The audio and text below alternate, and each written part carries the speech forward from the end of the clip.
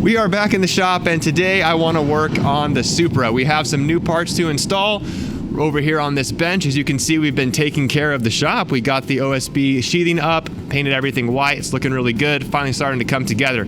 Anyway, we have this beautiful Pulsar turbo right here. This is a 62G. Thing is rated for 900 horsepower. We're definitely not going that far, but this is a really nice dual ball bearing turbo. Can't wait to get it on there. And we also have this absolutely gorgeous R-Tech manifold here. As you can see, it's stainless cast, which I didn't even know you could do. Stainless cast. So we're never gonna have any cracking issues. Nothing's ever gonna fail with this thing. And look at that absolutely prime wastegate placement on that manifold.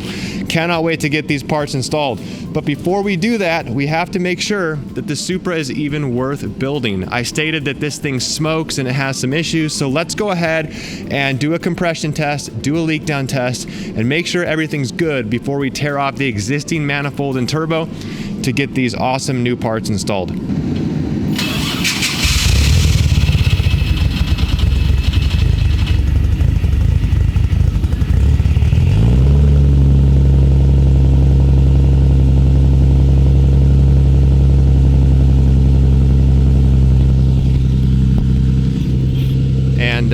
That is exactly why we're going to do a compression test and a leak down test on this thing. I have a feeling that might be because it's not tuned. It's tuned on an SAFC like I was saying, but that was nasty.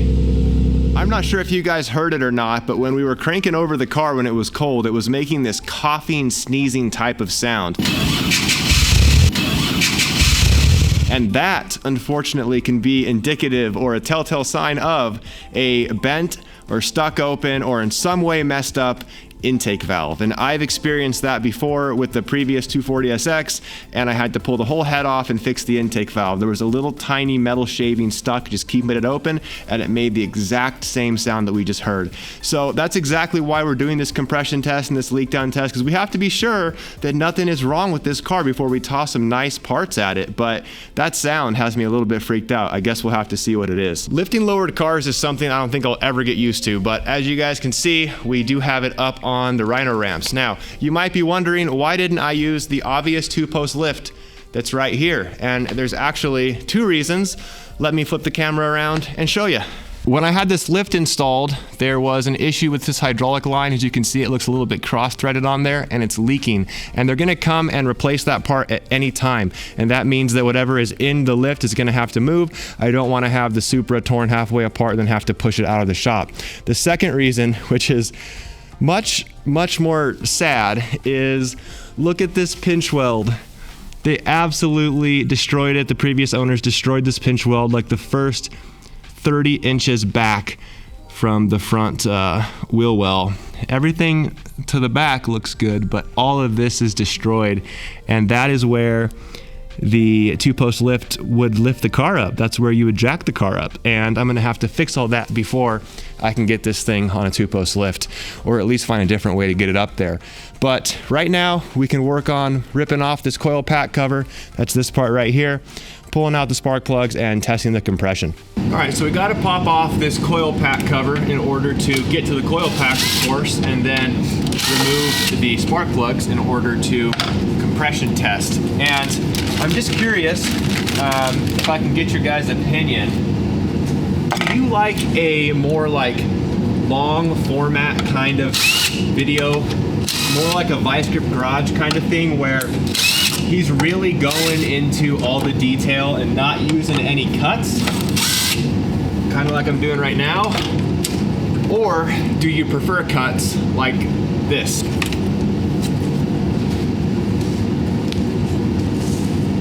Coil pack cover is off. So if I were to make videos longer format like that with less cuts, then just taking something off like a coil pack cover right here, just very basic stuff, that's like a, I don't know, like a 2-minute thing, where normally that would end up being like a 5-second, 10-second cut. So we would go from about a 20-minute video probably to an hour-ish per video. It's less editing on my half, but it's slower paced for you guys. So you're gonna have to let me know what you want. I want to make the videos how you guys want them, so let me know in the comments below. Anyway, surprisingly enough, the wiring for the coils doesn't look to be tampered with. I did not expect this. I'm kind of at a point with this car where I keep finding things that, you know, aren't as I expect, and I'm thinking, oh, I'm gonna pull this coil pack cover off and these wires are gonna be all spliced together. But I mean, actually it looks pretty clean. So we're going to warm it back up. We're gonna do a warm compression test, pull the plugs out, and start taking some numbers. Got a little bit ahead of you guys and already popped out the coil, because I need to pull the spark plug out first, and I want to match it to my compression tester so that I can see what thread pitch I need to use. Those don't look nearly as rich as I thought they would. All right, well, you can see they're wet with fuel actually right now. So what is this actually? This is an IFR 6T11. I'll have to check if that's normally ran with the 1JZ. I think it's an iridium plug. But yeah, we'll get the compression tester. Well, actually, I got to put this back together now after I figure out what thread pitch I need, and then we'll warm this thing up and start doing the compression test.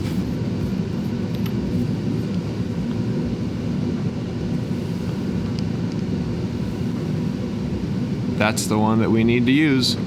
Actually, before we do that, I forgot my wife bought me this telescoping camera here that connects to my iPhone. So I'm just gonna take a look inside of this cylinder, and I'm gonna do that for all these going forward too, just to check and see how the piston looks and the cylinder wall and everything else. So as you can see there, we can see our piston. So see that dot is facing forward, and that's good, because the guy did say that he pulled the pistons out and re-ringed it. So to see that they were put in the right way is nice. Although I don't see any marking on that saying like cylinder 1, cylinder 2 that he would have done. So he could have just done one at a time. And I also have this angled attachment where I can look at things to the side. So let's check that out real quick. So this attachment's basically a mirror that lets you see things to the side. So maybe we can see the valves and the condition of the actual cylinder wall. Drop this in there. Okay. See if we can see the cylinder wall. All right. So there's a little bit of debris on that lens, and I don't know if you can see that on the camera, but all the cross hatching is still in the cylinder wall, and that's good news. So the piston looks good, the cylinder walls look good, and I'll try to get a look at these valves, but oh, you can kind of see one right there actually. So the valve looks good too. So I'll go ahead and check all the valves and the pistons and the condition of the cylinder walls in all 6 of these, since we do have the tool. And that, paired with the compression test and a leak down test, is going to tell us if this motor right now is healthy or not.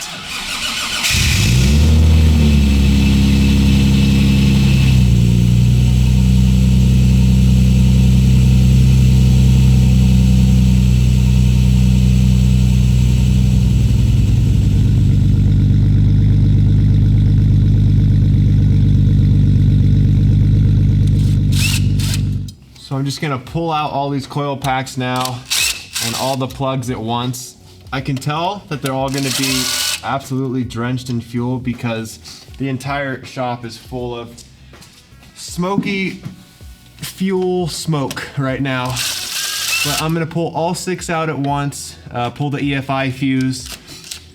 And what matters is that we're just consistent with how we test the compression. So here are all of the coils and the spark plugs. I don't know if it's the same thing on a JZ as it is on an RB, but sometimes the insulation around these coil packs on an RB series engine will crack, and then these can arc against the cylinder wall and cause you to have ignition and spark issues.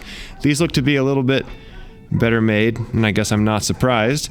Looking at the spark plugs, basically all of them are running super rich. 3, 4, and 5 are getting less fuel than 1, 2, and 6 for whatever reason, but they are all soaked in gas. And as I said before, that is because we are running 850cc injectors with no tune. It has an SAFC piggyback on there, and that's just not going to cut it.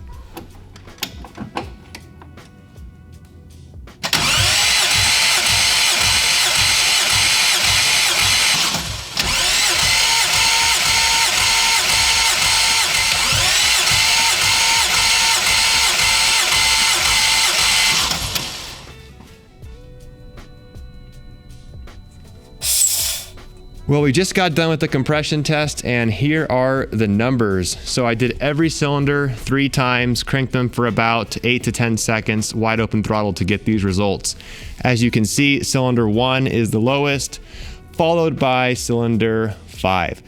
The main thing is that these need to be within 10% of each other, and they are, but just barely. If you ignore this guy, they are within 10% of each other. And they're not very high, and I just think that I was a little bit impatient when I was warming this thing up. So this is more of a cold compression test, honestly, because I just turned the car on and I let it idle for like 5 minutes and then turned it off, ripped the spark plugs out, and did the compression test. So I am sure that if I got it up to operating temperature, actually got it warm, we would get higher numbers, and I might do that on just one cylinder just to check. But for the most part, since these are within 10% of each other, I think that our compression is fine. Yeah, she's cold. I'm telling you, my impatience is my worst enemy. Thing wasn't even warmed up.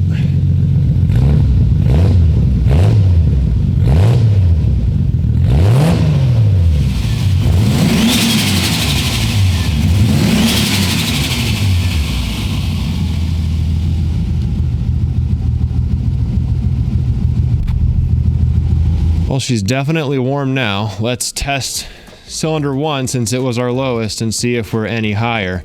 It's hard to tighten this thing with one hand, I'll tell you. So when we're testing right now, if we still have low compression on cylinder 1, then that's just gonna be the compression that's on cylinder 1. The only thing that's gonna cause it to be that way is the valves are leaking compression out, head gasket, I guess, or the actual rings themselves. Now the guy did say he replaced the rings. We can't verify that, there's no way. So what we can do is if it's still low, we can add a cap full of oil into that cylinder, and if the compression goes up, then the rings are worn. If it stays the same, then it's the valves or something else. Either way, I don't really see this as being a big deal if it does stay at 135 PSI compared to the highest one, which was 150. It's just, I don't think it's much of a problem, but I did want to get it actually warm and see what those numbers were, so let's test it out.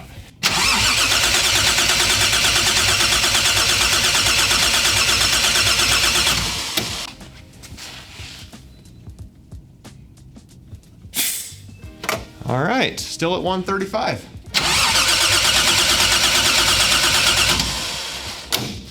Oh man, we're at 165, 170 now. If you're wondering how that got higher, well, I put a cap full of ATF into that cylinder. And what that means is that it sealed the rings. And what that means is that either those rings are not replaced like I was told, or for whatever reason, they're not sealing to that cylinder wall. I'm not gonna tear this thing apart and put new rings in it. If I tore this apart, it'd be a full build. And that's why we have that spare 2J over there, is for a full build. So we're gonna run this as it is. I'm not going to fret on one cylinder being at 135 PSI. We're gonna leave it. I still do wanna do a leak down test, but overall, I guess I'm okay with the way the compression numbers are. It's just unfortunate to figure one more thing out that I was potentially lied to with or about on this car. So, and just for reference, here are the compression numbers that I received when I bought the car. And I mean, these numbers are really, really high. They're really consistent between each cylinder too. Now, is there a chance that my tester is bad? Maybe. I wish I had 2 different testers to test this out, but there could also be the chance that the cylinders were full of oil in this picture when the compression test was done. I don't know. As I said, not really a big deal. I think it's gonna be fine. Well, it has been a couple days. I went and bought a new compression tester because I just want to make sure that we are looking at the right compression numbers. I went and I inspected every single cylinder with my little scope. Everything looks good. Cross hatching is in each cylinder. Pistons are looking good. I just want to test with a different tester to see if these numbers are actually correct. So we're warming the truck. I'm so used to working on the Land Cruiser. We're warming up the car right now again. We're gonna pull the numbers with this, and if they're the same, then we have consistency between two gauges, and it's very likely that these rings have indeed not been replaced.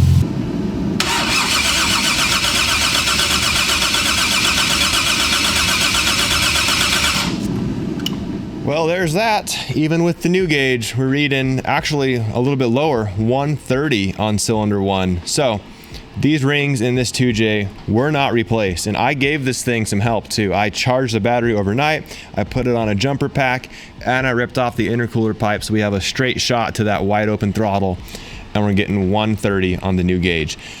Is there a chance that this gets better once the engine is running correctly and we're not washing the cylinders? Maybe. But from this point, we're just gonna move on. It is what it is. The rings were not replaced. I guess I'm not that surprised, so let's go ahead and move forward to the leak down test. I've never used a leak down tester before, but basically they look like this, and what you do is you force shop air into the cylinder, set this to a certain pressure. The pressure you see on the left side and the pressure you see on the right side are gonna tell you basically what you're feeding into the cylinder versus what it can hold. If it's coming out of the exhaust, then it's an exhaust valve. If it's coming out of the intake, then it's an intake valve. If we have a bubbling in the coolant, then we have a bad head gasket or cracked block or something allowing air to escape that cylinder into the cooling system. And if it comes out of the crankcase, which is normal, then it's just seeping past the rings. It might also come out of the dipstick and other areas like that. Now, I do expect around 10 to 15% loss per cylinder. Probably more on cylinder 1 considering it has the lowest compression, but maybe not. I guess we'll have to see. And even brand new engines are gonna have a little bit of loss. You can't perfectly seal an engine. So let's test it out. So there's different amounts we can put in there, and then it has a little matrix here for actually converting that to the amount of loss. Clearly, if it's at 100, it would be easier. But we'll start at 75 to 90 to 100 and see where we get. All right, here we go. Start feeding cylinder 1 some air here.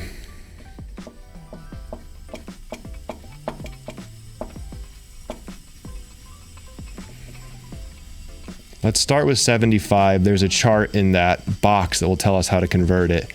So we're at 75 on the left and 66 on the right. Let's go ahead and see here. 12% loss in that cylinder. So that's actually not that bad. Let's move this thing up more, see if we can get 100 in here. That's an easier way to read this, of course. Okay, 100 PSI and we're seeing 90. So actually 10% loss. And I hear, if you listen closely,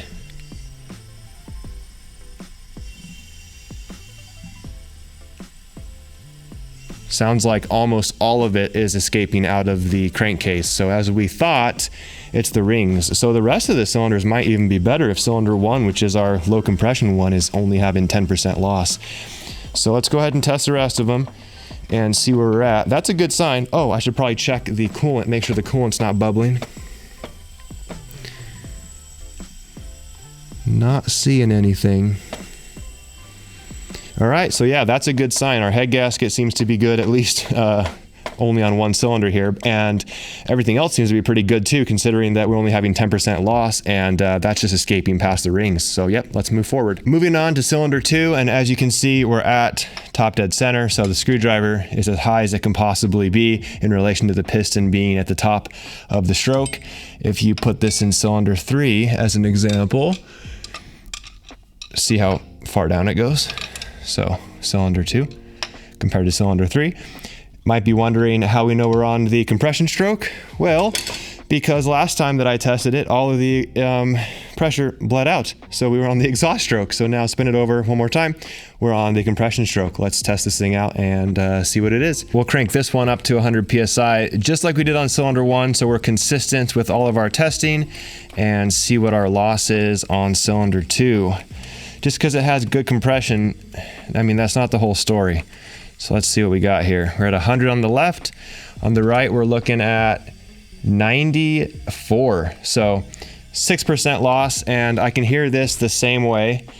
It's just escaping past the rings. You can probably hear it if you listen.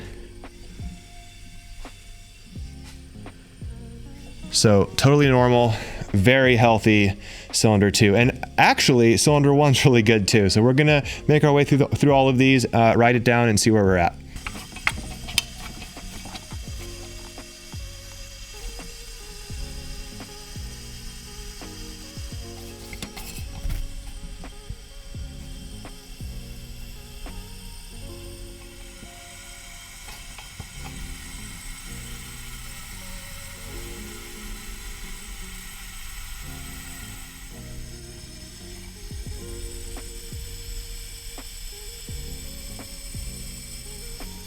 Oh man, this is not getting any better. I got some bad news for you guys. We did the compression test, or sorry, the leak down test, and we had 10% on cylinder 1, not terrible. Cylinder 2, 6%, cylinder 3, 7%, 6%, 16% on cylinder 5. What's going on there? That's not the end of the world, but then we got 8% on cylinder 6, right? Not terrible, pretty decent results. But watch this. Watch when I give pressure to cylinder 6. Watch what happens. We'll put 100 or close to 100 PSI in there.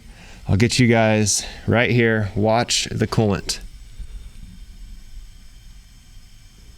Wait for it.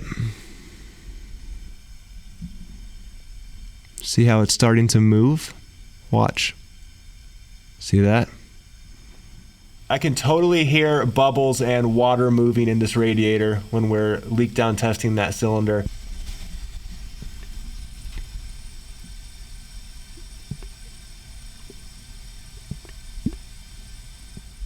We have a bad head gasket, boys. Cylinder 6 somewhere, head gasket's bad. I guess the teardown begins. I mean, we had to pull off the turbo and the manifold and downpipe and everything anyway. I was going to swap that out, and I know that I wanted to pull off the intake to clean it up, but then I have a decision to make. Do I just pull the head off and swap out the head gasket, or do I just rip the whole damn motor out and build it? I have that spare 2J over there. I have the 1J too, and then I have the 2J that's in this car. And if I'm being honest, I kind of wish it was just a 1JZ. I know the benefits of the 1.5 JZ and everything are cool. We might get some more torque, and essentially we have a 3-liter in here now. But I kind of like the idea of the 1J head going with the 1J block and things just being as they're supposed to be. I don't know. I have some options at this point and some decisions to make, and I just don't know what to do. Like, normally I feel like at this point, if I was at this crossroads, I would just pull the engine out because I'm already going to be pulling the head off. We know that the compression's low in cylinder 1 and kind of low across the board. So do we just build it? You guys let me know what you would do. Later.